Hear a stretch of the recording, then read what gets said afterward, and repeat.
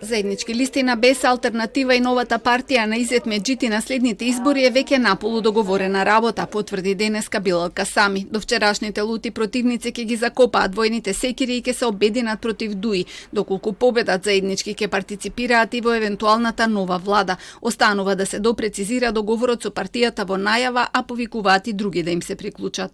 Со Алтернатива веќе имаме склучена договор, односно изјава за една соработка. Имаме добри контакти и со Изет Меджити. Се надеваме дека брзо ќе ја формализира партијата и ќе седнеме и со неговото движење или партија како ќе биде формализирана, да се договориме. Цениме дека и во албанскиот дел е дојдено време после 20 години да кажам монистичко владење на ДУИ да има промена на власта и да дојдат тие кои ќе работат во интерес на граѓаните.